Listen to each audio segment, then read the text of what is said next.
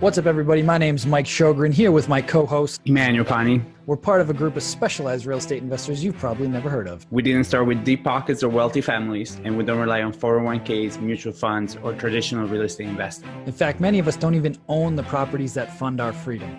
If you ask the money experts out there, they'd say what we do is impossible, yet it's happening every single day. It's happening through a new niche called short-term rentals. We are Short-Term Rental Nation, and these are our secrets. What's going on, everybody? Welcome back to another Tuesdays with Mike and Mike. What's going on, Mike? I'm doing great, man. Just got back last night from 4 days in California with my wife. No kiddos, so it was a great weekend. Feeling refreshed this morning. Nice. You got to go out there with another couple? I saw a bunch of pictures that you got. Yeah. We went out there with another couple from here. They also have a young one, so it was a great time. Nice, man. Nice. Yeah. How about you? It was good, man. It was low key. I was planning on working on sanding the deck, and then I realized I was like, what am I doing? Like, Caden's going back to school tomorrow. I'm like, I'm just gonna hang out with him. So spent a lot of time with him, and then took him to go see my parents yesterday, which was fun. They loved it, and my grandfather. I hadn't seen him in a while. And Caden's a big fan of the hot dogs. That's like his go-to. And so there's this place near my parents' house called Hot Dog Annie's that I used to go to when I was a kid, and brought him over there. He was like, this is the best hot dog ever. I was like, I know. I used to crush half a dozen of these bad boys when I was in high school. So yeah, it was a good weekend. That's awesome. Let's do another round of Q&A. I got another 30 questions. Obviously, we can't go all through them today, but we'll knock out as many as we can. If you guys have questions in the comments too, in the Facebook live stream, go ahead and throw them in there, and we'll get after it today. Yeah, and real quick for context too, if you guys listen to the podcast, join the free Short-Term Rental Secrets Facebook group. So these questions come from people in the group. So this is your chance. The group is totally free. Join it. We've got a little over 6,000 people in there now, I think. And each week, Mike and I go live in there and just answer questions or talk through a specific topic. And it's just another way for you guys to get direct contact with us and ask us your questions directly. Because the podcast is great. I'm a huge podcast fan. Whenever I'm in the car, there's a podcast on, but a lot of times you don't have an opportunity to ask your questions. So now you do. All right, let's do it. So I'm going to start out with some of the basic questions that we begin. So we'll start with the training wheels. Would you suggest when setting up the business, just use a business license or an LLC? And would you need a license in each area, county, state that you're co-hosting in, or just where you reside? I'm trying to understand what they're saying by business license, but yeah, I mean, you're going to need to register in each state, and you are going to want to have an LLC for sure.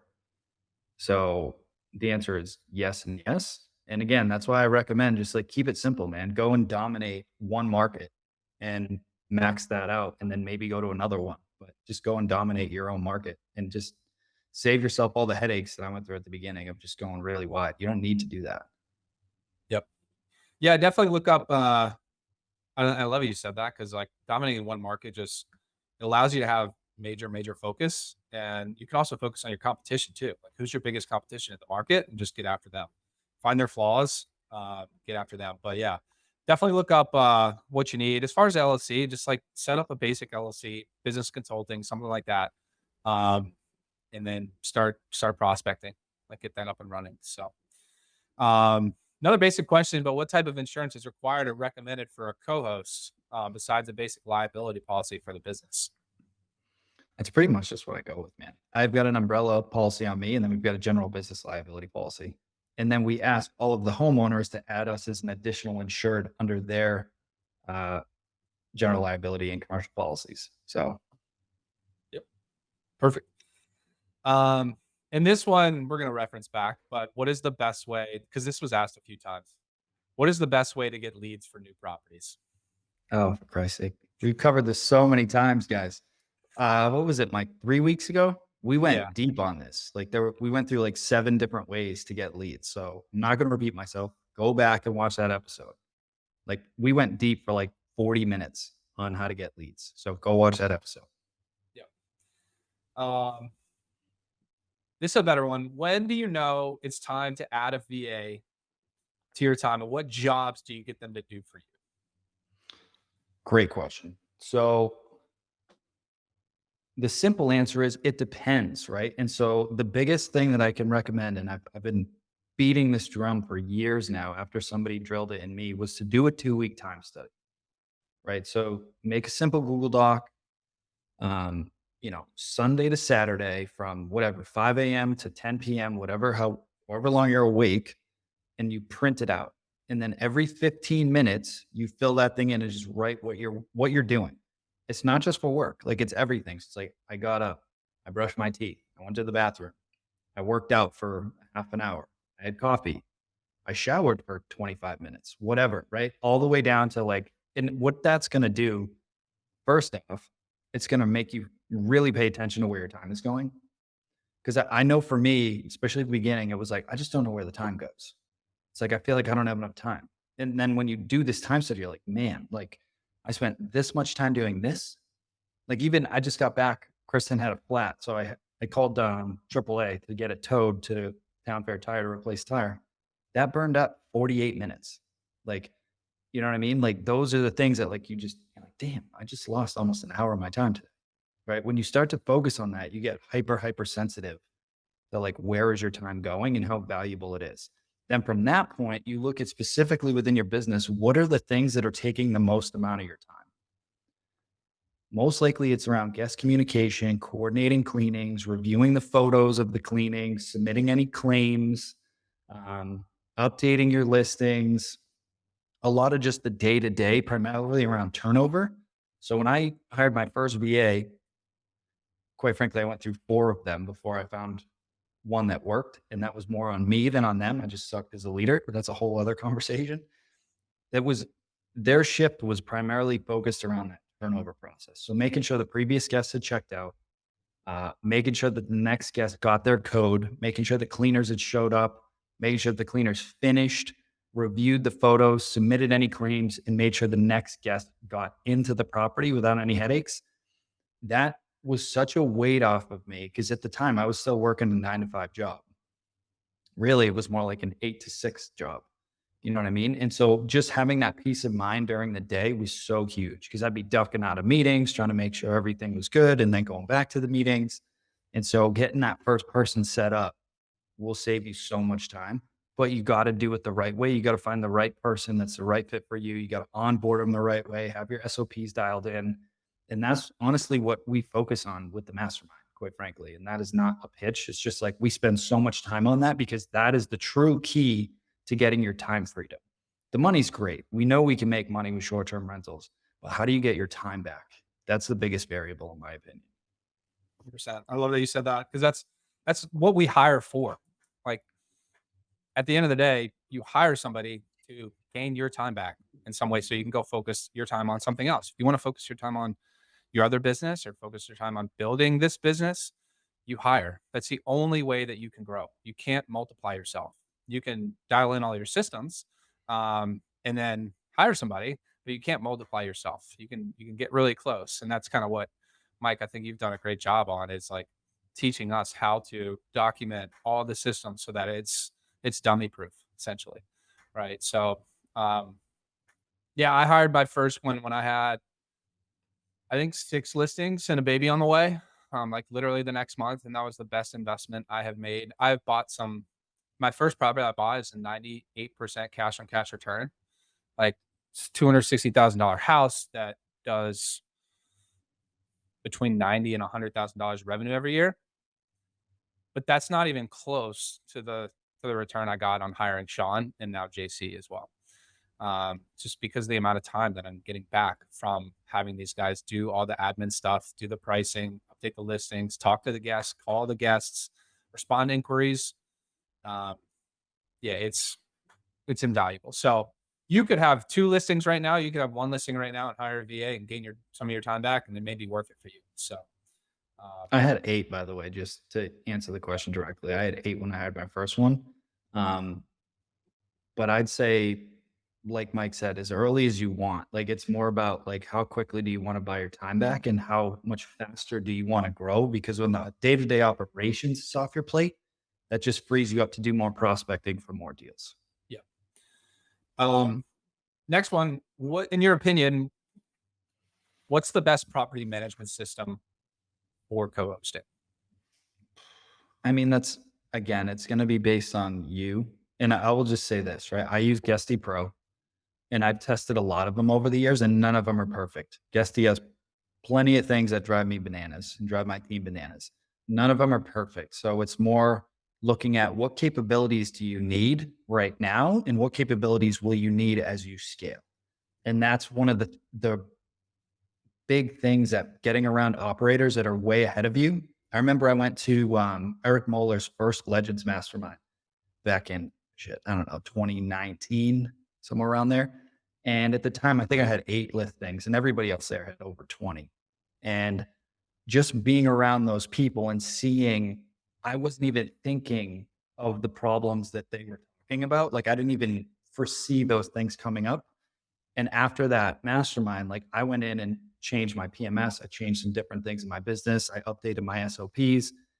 And what I found is like the bigger you go, every once in a while, you have to break your business and then rebuild it to keep going to that next level. And when you think that you've got it all figured out, that's a real dangerous spot to be in. So what I will say is for a clear answer, there's probably three main ones that I've seen, whatever, hundreds, whatever we at, 500-600 people in the mastermind right now active. There's 3 big ones. If you're brand new, a lot of people start with Hospitable. That's what I started with. It's super easy to use, very easy to get it up, set up, ultra user friendly. And then the other 2 big ones are OwnerRez and Guesty Pro. Those are the big ones. A few people use Hostfully. A few people use Guesty for host. I think 1 or 2 use HostAway. There's so many of them out there, guys. But it's just doing your research and ideally talking to people that use it, because they all sound good. They all look good on the websites and the demos that you see. But until you talk to people about it that are using it, they're the ones that are going to be able to tell you, yeah, it's great for this. Just know that you're going to have issues with this, this, and this. Yeah. Yeah. 100%. All right, here's the next one. So do I have to know how to list or manage property on all OTAs? There are so many. Can I only offer Airbnb and Vrbo management for a co-host deal? Or would that be like shooting myself in the foot? I mean, it depends on the property type too. Yeah. You know what I mean? Like for most traditional like vacation rentals, that's probably fine for now. That's how I started at the beginning. It was just Airbnb and Vrbo. Right? And then we got on booking.com, then we added Expedia, then we added TripAdvisor for a little bit. Then I added a direct booking website, all these different things. Like at the end of the day, your owners don't care as long as you're generating them income, right? Like if you gave me 100 grand and I made you 40 grand a year, would you care how I was doing that? As long as it was legal, obviously. Like you wouldn't care. You know what I mean? Like it's all about getting them results. Yeah. So yeah, 100%. And it's just setting the expectations up front of like, hey, this based on my analysis, this is how much I think your property can make. And you can even do that, break that down from a monthly basis too. Like I tell all my owners what I expect them to make in 12 months. Like January, December, this is what I expect you to make. But internally, I also have targets for every single month. And I've showed this on one of these before. But if you have that, you can manage the expectations. And if you're not getting booked on Airbnb and Vrbo, like you need to go on other channels to get your property out there more. Like I use Furnish Finder a lot, and it's longer stays, but yeah, my pricing's right. So yeah, I would just say focus on the revenue, focus on what you think the property can bring in, and then if you need to add more OTAs, add them. But just know it's going to add more complexity as well. we did a podcast maybe 6 weeks ago, 8 weeks ago about how to diagnose your listing too. Because I think the other underlying issue for a lot of people, and I saw somebody post this in the free group the other day. They were like, hey, I'm not getting any bookings. And I was like, you need better photos, bud. And the design wasn't great at all. It was like mediocre at best. That's not going to cut it anymore, guys. Like you got to invest in really good design. You want good location, good design, good photos. Like minimum, like that. It's not optional. Like it's not going to set you apart anymore. Like that's just the bare minimum to even be in the game now. Yeah. I've updated every single one of my properties that I got in 2020. I've updated and added more amenities to, and got new pictures, like every one of them. So you have to capture the amenities in the photos, and they have to be staged. You have to capture the location in the photos, and I'm not just saying like the outside of the house. I'm saying like what's nearby. Is there a lake nearby? Is there a restaurant nearby that you love? Is there a beach nearby? Like what's nearby that you can capture in the photos? Because that's what people are coming there for, anyways.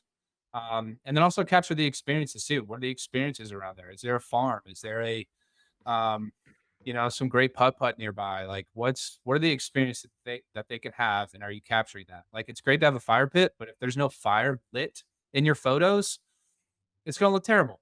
Same thing, and my biggest pet peeve is those black screens in the pictures, TVs, and you guys aren't photoshopping anything into those TV screens. You absolutely have to. Uh, so this next question I'll take, but what about managing a co-host property website, like for direct bookings? Um, so you got Airbnb, you got Verbo, that's easy, but how do you co-host a direct booking site? Well, you just add that property into your PMS, you create a direct booking website from there, and you can market that as well. You can run Facebook ads to it. Uh, Super simple. You just have to add it to your property management system. And the way that you do that is you just add their login details for Airbnb and Verbo into your property management system, and then it's in there. So, all right, this is a good one. How do you handle potential clients that ask a million questions and ask you to give advice on how to improve their property and then ghost you? So this is like pre-sales, like before the contract signed. Seems like it seems they might be trying to gain free information and advice on how to do it themselves. I also think it's a mindset thing for you, right? I remember maybe a year ago, I feel like that comment kept coming up in the mastermind. Yeah. And I was like, suck it up. Like at the end of the day, like, welcome to being in business. You know what I mean? Like part of it is your mindset. When you go into something and you're confident and you expect to close a deal, like you're going to close a deal. Every once in a while, you'll find some people that are going to want a bunch of free information, but give it to them. Like, give it to them. Think of all the free information that I give out across this podcast, the podcast with E, the Facebook group, my YouTube channel, all of this. It's just free information all the time. And I don't expect anything in return. Like, you know what I mean? Like, you just got to be okay with that. The first co-host deal I ever got, I had pitched the owner on rental arbitrage because that's what I thought I was going to do at the beginning. And then he was like, you know what, this sounds cool. I'm going to do it myself. And I was like, okay, that's fair. But you're going to want to use these locks. You're going to want this PMS. You're going to want to use this pricing software, all these different things. Otherwise, it's going to be very challenging for you and it's going to become a job. He was like, great. Thank you so much. I appreciate it. No problem.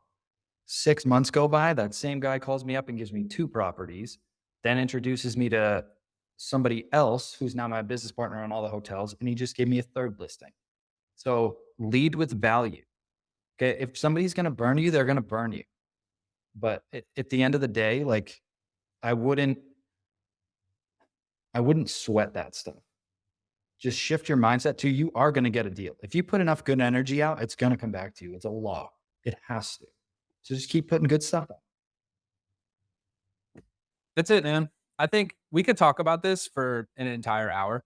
But Bill Face said this when he came down to one of our private events for the boardroom. He said when he's talking to owners, and they even question his 25% management fee, that's a red flag for him right away. If they say, "Oh, wow, that's pretty high," that's a red flag, because they all they want to know is that like that percentage, not what comes with that percentage. So the value is what you're offering. It's not the percentage is what you're offering. You're offering all these things to them. So you need to like lead with the value first and the free information. And, if you're starting to get that feeling that they are just here for free information, give them more, like overload them with this information. Cause there's a lot, guys. Like Mike and I talk about this all day, every day. There's so much information that you can give them. And if they're overloaded with it, what are they going to do? They're just going to ask you to manage their property for them, right? So if you start to get that feeling of like, hey, they're asking for a lot of free advice, keep giving it to them. Give them more. Hey, have you thought about this? Like if they're ghosting you, give them more value. Give them more free information. And then they're going to come back and they're going to be like, all right, I can't do this anymore. Can you do this? Because you're basically going to tell them, hey, what you're doing right now is you're not doing it the right way. You need to be doing this. So at the end of the day, they're going to come back and be like, all right, I'm going to work with you. And then you can choose whether or not you want to work with them. Like that's a big thing that's not talked about, I think, enough, is working with the right people. You want to work with people that see the value in the things that you're giving them and the information that they're giving them and your management fee too. So, I like to work with successful business owners because they understand the value of their time. Somebody that's making $500,000 in their business, they don't want to deviate focus from that business.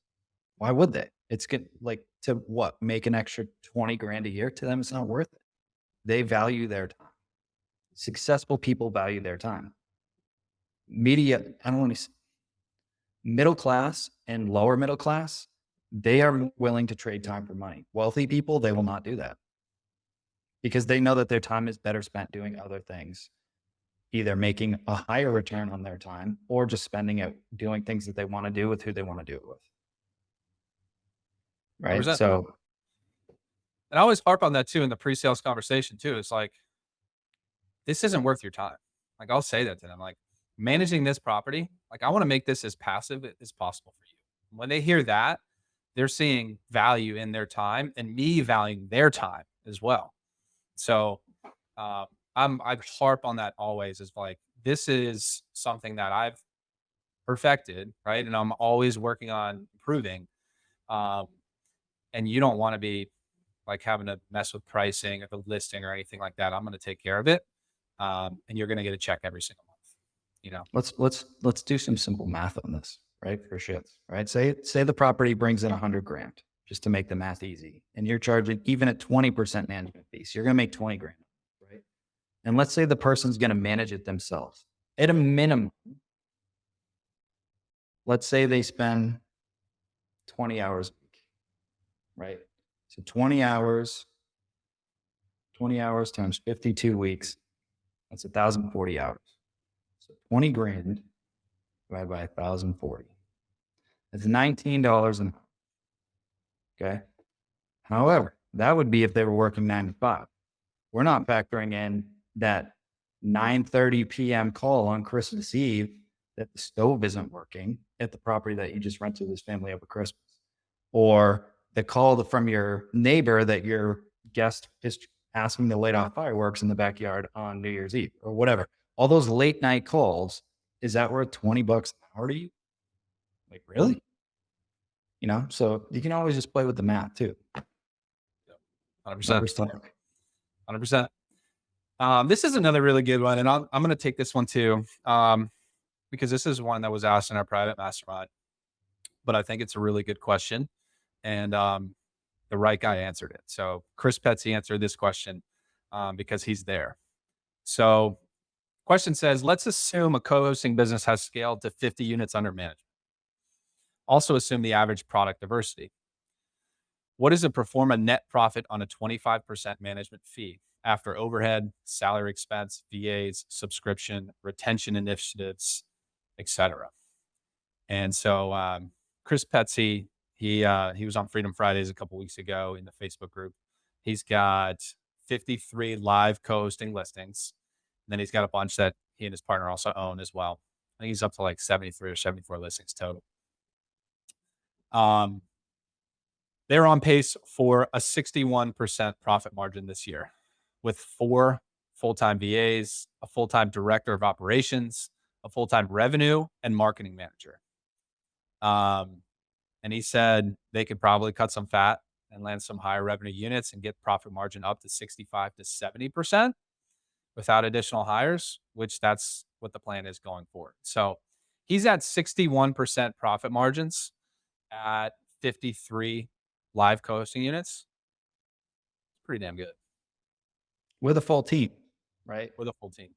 We texted Petsy on Tuesday night to go golfing the following Wednesday morning. and he's in. You know what I mean? Like, he's pretty removed. He's just leading the team at this point. So not too shabby. Yep. Yep. He's got his business model is one that he's teaching to replicate, and I've stolen a lot of stuff from him, and just a huge asset to our community. Let's do one more.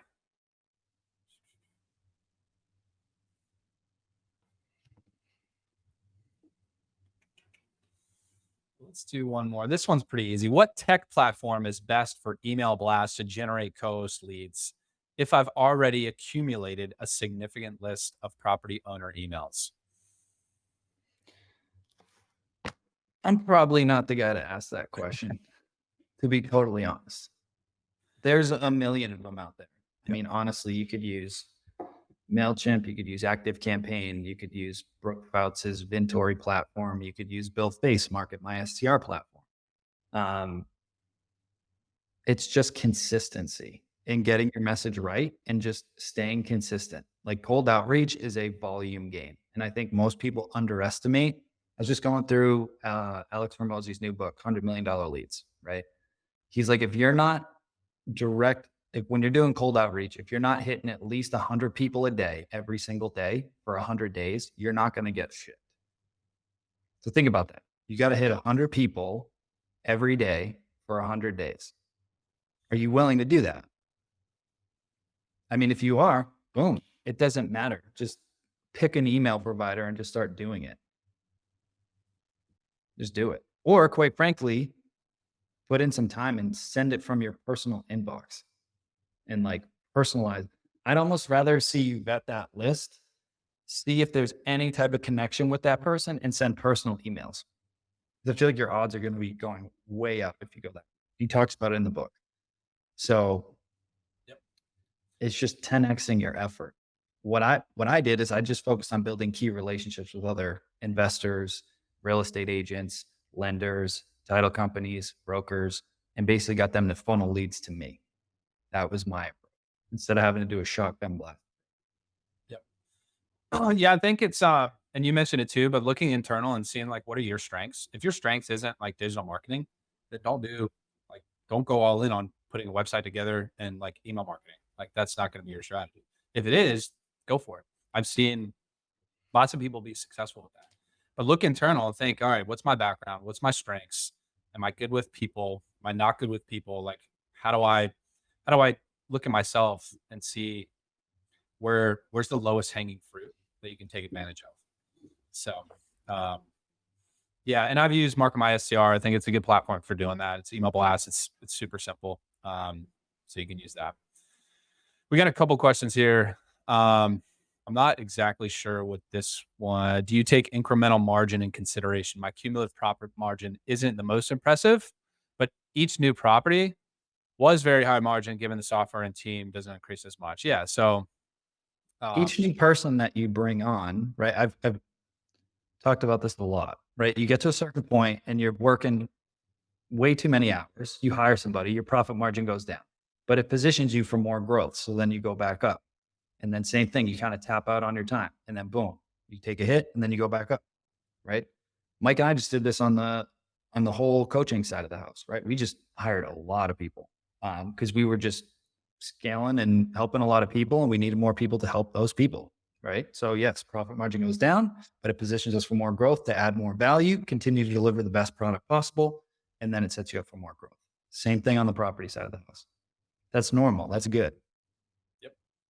100%. And then one more. When co-hosting in tax season, what help or what do you offer to the owners?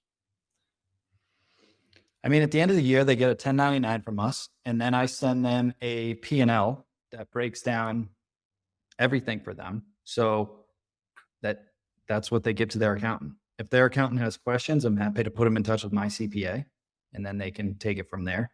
But I don't position myself as a tax expert or anything else. It's like, hey, here's the P&L for the year. Here's how much the property brought in. Here's my fee. Here are all the operating expenses that I paid for. And then here was your net payout. Here you go. That's it. Make it easy. Yeah. And you mentioned it, but if you're not a tax expert, like, don't give out tax advice. Like, Yeah. You can educate them with like things that you've listened to. Hey, I listened to this podcast, maybe it's beneficial for you. It's around like tax savings for short-term rentals. You can send them that.